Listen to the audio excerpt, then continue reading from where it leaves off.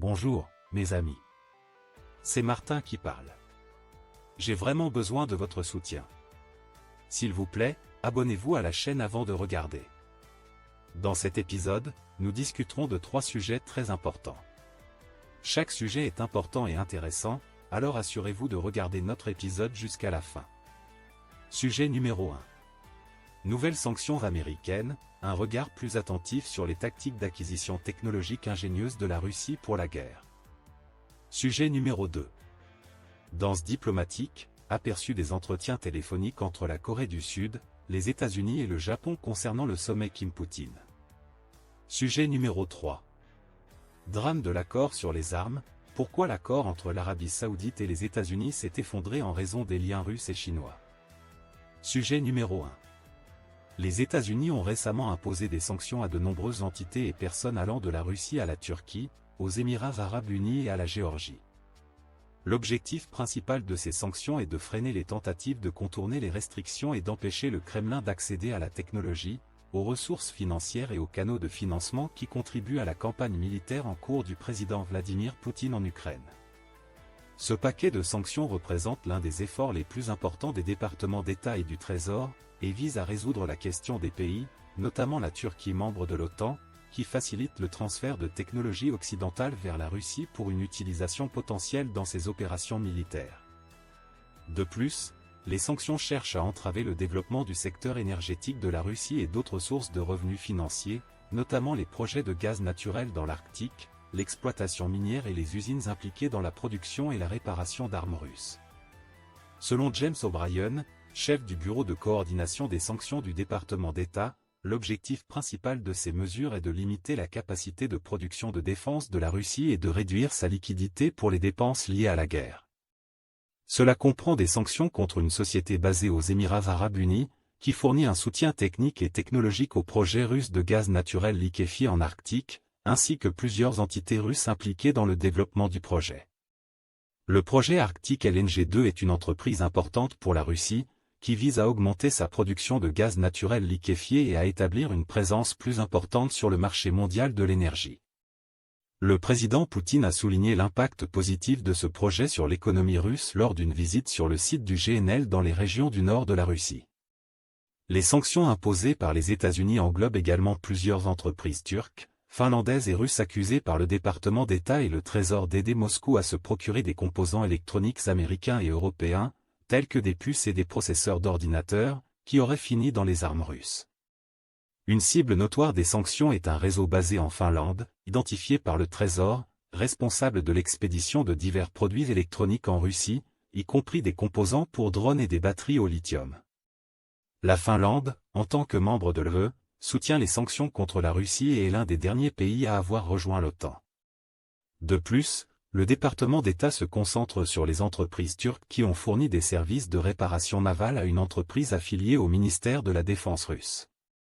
Avant la guerre, la Russie se procurait jusqu'à 90% de ses produits électroniques auprès des démocraties du groupe des 7, G7, cependant, les sanctions ont considérablement réduit ce chiffre à environ 30%. Selon O'Brien, les sanctions se sont révélées efficaces pour limiter la capacité de production de guerre de la Russie. Néanmoins, certains analystes font valoir que la Russie dispose encore de réserves financières importantes, ce qui lui permet d'importer la technologie dont elle a besoin en quantité moindre pour maintenir sa production de défense. Richard Connolly, expert du secteur de la défense et de l'économie russe, suggère que la Russie pourrait se procurer des composants électroniques auprès de la Biélorussie, ce qui indique que même si une source est coupée, une autre pourrait émerger. La Turquie et les Émirats arabes unis, tout en condamnant l'invasion de l'Ukraine par la Russie, n'ont pas rejoint les sanctions occidentales et ont cherché à maintenir des liens diplomatiques avec la Russie. Le ministre russe de l'Industrie et du Commerce, Denis Manturov, a signalé une croissance de 68% des échanges entre la Russie et les Émirats arabes unis en 2022, atteignant 9 milliards de dollars. Malgré ces circonstances, le département d'État estime que les sanctions ont un impact mesurable, en particulier lors de l'évaluation du succès sur le champ de bataille. O'Brien affirme que la capacité de l'Ukraine à intercepter et neutraliser une partie importante des actions militaires russes indique une lacune dans les capacités électroniques de la Russie, influencée par les sanctions. Cependant, La Russie continue de lancer fréquemment des attaques de missiles sur l'Ukraine, causant des pertes. Connolly suggère que la Russie continue d'acquérir des composants électroniques et qu'ils fonctionnent de manière similaire à leurs homologues d'avant les sanctions. Le dernier paquet de sanctions vise des entreprises russes impliquées dans la réparation, le développement et la fabrication d'armes, notamment le missile de croisière Calibre. Les analystes soulignent l'importance pour les entreprises occidentales de considérer attentivement les implications de la vente de technologies critiques à des pays connus pour leur important marché de revente avec la Russie. Tom Kittinge, directeur du Centre d'études sur la criminalité financière et la sécurité au Royal United Service Institute de Londres, insiste sur la nécessité de collaborer plus étroitement avec les entreprises nationales pour s'assurer qu'elles ne contribuent pas involontairement au marché de la réexportation. Cela impliquerait d'examiner attentivement l'augmentation des ventes vers des pays comme les Émirats arabes unis et la Turquie pour déterminer si ces ventes profitent réellement à ces pays ou servent simplement d'intermédiaires pour la Russie. Les Émirats arabes unis affirment respecter les lois internationales sur le blanchiment d'argent et les sanctions. Cependant, des préoccupations quant à son efficacité dans la lutte contre les activités financières illicites ont conduit à son placement sur la « liste grise » par un organisme mondial de lutte contre le blanchiment d'argent. La Turquie, quant à elle, s'est efforcée de maintenir un équilibre diplomatique entre la Russie et l'Ukraine en raison de sa forte dépendance à l'égard de l'énergie et du tourisme russe. En réponse aux menaces de sanctions des États-Unis, les banques d'État turques ont suspendu les transactions via le système de paiement russe, MIR, l'année précédente. Les États-Unis ont également imposé des sanctions à plusieurs individus et entités russes, notamment des oligarques et des individus associés au groupe de mercenaires Wagner, en raison de préoccupations liées à leur rôle dans la facilitation des livraisons d'armes de la Corée du Nord à la Russie. De plus, un homme d'affaires russo-géorgien et ancien procureur général de Géorgie, Otar Partskaladze, a été ciblé pour sa collaboration avec le Service fédéral de sécurité de Russie afin d'influencer la société et la politique géorgienne en faveur de la Russie. Les récentes sanctions s'ajoutent aux près de 3000 entreprises et personnes que les États-Unis ont ciblées depuis l'invasion de l'Ukraine par la Russie en février 2022. Le secrétaire d'État Antony Blinken a réitéré l'engagement des États-Unis à soutenir l'Ukraine aussi longtemps que nécessaire. En conclusion, les États-Unis ont imposé des sanctions importantes à des entités et à des individus de plusieurs pays pour freiner les efforts de soutien à la campagne militaire de la Russie en Ukraine et restreindre son accès à des technologies essentielles et à des ressources financières. Bien que ces sanctions aient eu un certain impact sur la production de défense de la Russie, les analystes suggèrent que la Russie peut toujours trouver des moyens d'obtenir des composants essentiels. L'efficacité de ces mesures continue de faire l'objet d'un débat, et la communauté internationale dans son ensemble reste vigilante face au conflit en cours en Ukraine. Quels sont vos avis sur ces sanctions et leur impact sur la situation en Ukraine? Veuillez partager vos opinions dans les commentaires. Sujet numéro 2. Danse diplomatique, aperçu des conversations téléphoniques entre la Corée du Sud, les États-Unis et le Japon concernant le sommet entre Kim et Poutine. Dans les développements récents, les principaux conseillers en sécurité nationale de la Corée du Sud, des États-Unis et du Japon ont eu une conversation téléphonique pour aborder le récent sommet entre le dirigeant nord-coréen Kim Jong-un et le président russe Vladimir Poutine. Les discussions portaient sur les implications en matière de sécurité de ce sommet pour la péninsule coréenne et la région asiatique plus large, ainsi que sur d'éventuelles réponses conjointes à la situation. Au cours de cet appel téléphonique, le conseiller en sécurité nationale Cho Tae-yong de la Corée du Sud a eu des conversations avec ses homologues, Jake Sullivan des États-Unis et Takeo Akiba du Japon. Le principal sujet de leur discussion était la situation sécuritaire en Corée du Nord et le contexte régional plus large. L'une des principales préoccupations était la coopération militaire potentielle entre la Corée du Nord et la Russie, avec un accent particulier sur le développement de missiles balistiques intercontinentaux. Les trois parties ont exprimé de profondes inquiétudes quant aux implications d'un sommet entre la Corée du Nord et la Russie et aux discussions sur la coopération militaire. Cette inquiétude était principalement liée à la crainte qu'une telle collaboration puisse entraîner des avancées dans la technologie des missiles de la Corée du Nord et son impact potentiel sur la sécurité régionale. En réponse à ces préoccupations, les hauts responsables ont appelé la Corée du Nord et la Russie à respecter les résolutions du Conseil de sécurité des Nations Unies et les sanctions internationales. Ces résolutions et sanctions interdisent explicitement les ventes d'armes et la coopération militaire, et toute violation de ces mesures pourrait avoir des conséquences importantes.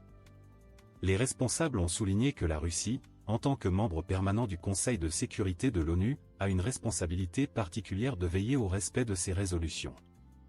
Jake Sullivan, conseiller en sécurité nationale des États-Unis, a réitéré l'engagement des États-Unis envers la sécurité de la Corée du Sud et du Japon. Il a souligné l'importance de renforcer la coopération entre les trois nations et de renforcer la solidarité avec la communauté internationale dans la résolution des défis posés par les actions de la Corée du Nord et son engagement avec la Russie. L'appel téléphonique récent entre les principaux conseillers en sécurité de la Corée du Sud, des États-Unis et du Japon souligne les préoccupations et les intérêts communs de ces nations concernant l'évolution de la situation sécuritaire en Asie du Nord-Est. Il reflète également leur engagement à respecter les normes internationales et les accords qui contribuent à la stabilité régionale. Lorsque nous analysons cette situation d'un point de vue neutre, il devient évident que le sommet entre Kim Jong-un et Vladimir Poutine a suscité des préoccupations légitimes en matière de sécurité. Le développement de missiles balistiques intercontinentaux par la Corée du Nord pourrait potentiellement modifier l'équilibre régional des pouvoirs et constituer une menace importante pour la sécurité des pays voisins. L'appel au respect des résolutions du Conseil de sécurité de l'ONU et des sanctions internationales est une réponse diplomatique habituelle visant à prévenir toute action susceptible d'aggraver les tensions dans la région. Il est essentiel de noter que la communauté internationale a constamment cherché à freiner les ambitions nucléaires et balistiques de la Corée du Nord par des moyens diplomatiques, et cette approche reste la méthode privilégiée pour traiter cette question.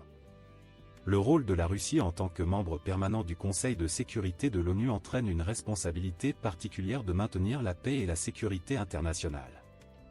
En entamant des discussions sur la coopération militaire avec la Corée du Nord, la Russie a attiré l'attention de ses voisins régionaux et de la communauté internationale plus large. On s'attend à ce qu'elle agisse conformément aux normes et obligations internationales établies. La réaffirmation de l'engagement des États-Unis en matière de sécurité envers la Corée du Sud et le Japon est un aspect crucial de la stabilité régionale. Cela envoie un signal clair que les États-Unis soutiennent leurs alliés et sont prêts à coopérer étroitement avec eux pour relever les défis sécuritaires de la région. En conclusion, les récents entretiens téléphoniques entre les principaux conseillers en sécurité nationale de la Corée du Sud, des États-Unis et du Japon mettent en évidence les préoccupations et les intérêts communs de ces nations concernant le sommet Kim-Poutine et ses implications sécuritaires potentielles. Il s'agit d'un appel au respect des normes et des accords internationaux visant à préserver la stabilité régionale. Quels sont vos avis sur ce sujet? N'hésitez pas à partager vos opinions dans la section des commentaires ci-dessous. Sujet numéro 3. Drame de l'accord sur les armes. Pourquoi l'accord saoudo-américain s'est effondré en raison des connexions russes et chinoises? Le fabricant d'armes américain RTX a récemment annulé un important contrat de plusieurs milliards de dollars avec la société saoudienne Scopa Défense en raison des préoccupations suscitées par les activités commerciales de Scopa avec des entités russes et chinoises sanctionnées. Cette décision a eu des implications plus larges, car elle a également été liée à la démission du conseil consultatif de Scopa Défense, composé d'officiers militaires américains à la retraite. En 2022, RTX, anciennement connu sous le nom de Raytheon Technologies, et Scopa ont signé un protocole d'accord visant à établir une usine de systèmes de défense aérienne en Arabie Saoudite, spécialement conçue pour protéger Riyad des attaques aériennes. Le plan proposé avait pour objectif de combiner la technologie radar et divers systèmes de défense aérienne capables d'intercepter les drones et les missiles, pour faire face à un besoin pressant compte tenu des attaques de drones précédentes, telles que l'importante attaque de 2019 contre les installations pétrolières de Saudi Aramco.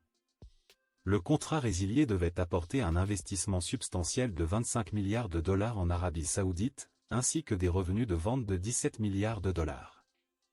Nasser Al-Ghrairi, ancien PDG de Scopa, licencié plus tôt cette année, a souligné ses gains économiques potentiels. De plus, le propriétaire de Scopa, Mohamed Al-Ajlan, a créé deux autres entreprises, Tal Military Industries et Cefa Military Industries. Selon des rapports du Wall Street Journal, WSJ, Al-Ajlan a engagé un cadre d'une entreprise russe sanctionnée pour diriger Cefa et un ressortissant chinois pour diriger Tal. Ces actions ont suscité des inquiétudes, car les deux entreprises ont engagé des discussions avec des entreprises chinoises soumises à des sanctions américaines. Cefa a également exploré des partenariats avec des entreprises russes et biélorusses sous sanctions occidentales. De plus, Tal et Cefa partageaient des serveurs informatiques avec les employés de Scopa, car Scopa cherchait à accéder à des données sensibles de RTX.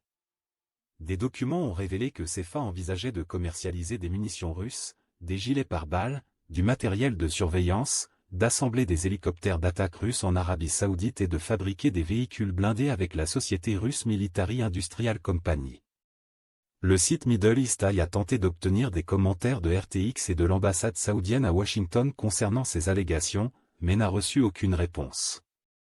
Il aurait été rapporté que l'ambassade américaine à Riyad était consciente des discussions entre Thal et CFA et des entreprises russes et chinoises dès août 2022. Ils ont exprimé leur inquiétude quant à ces discussions pouvant compromettre la capacité de Scopa à conclure des accords contractuels avec des entreprises de défense américaines.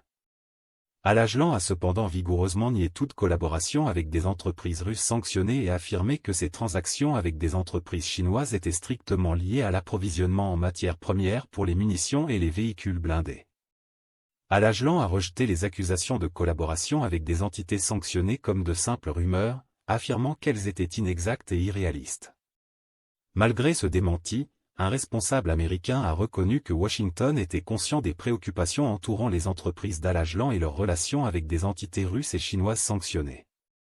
Cet accord sur les armes annulées met en lumière l'acte de jonglage diplomatique complexe de l'Arabie Saoudite alors qu'elle navigue entre ses relations avec les États-Unis, les pays occidentaux et les principaux acteurs mondiaux tels que la Chine et la Russie.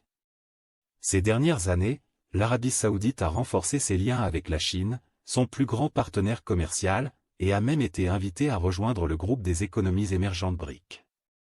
De plus, le Royaume a accueilli le président chinois Xi Jinping pour un sommet régional dans l'année précédente, et la Chine a joué un rôle clé dans la réconciliation entre l'Arabie Saoudite et son rival régional, l'Iran. Cependant, l'Arabie Saoudite dépend fortement du soutien de sécurité des États-Unis et cherche un pacte de défense mutuelle avec Washington dans le cadre de toute normalisation des relations avec Israël. Le WSJ a également rapporté que d'autres entreprises occidentales, telles que Beretta Défense Technologies en Italie et le chantier naval Fincantieri SPA, se sont distanciées de Scopa Défense en raison des préoccupations liées à ses liens avec la Russie et la Chine. En conclusion, l'accord sur les armes annulées entre RTX et Scopa Défense met en lumière le réseau complexe de relations internationales et d'intérêts économiques que des pays comme l'Arabie Saoudite doivent gérer.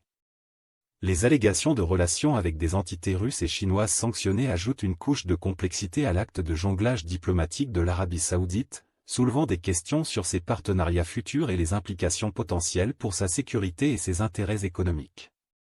Quels sont vos avis sur cette question ? Partagez vos opinions dans les commentaires ci-dessous.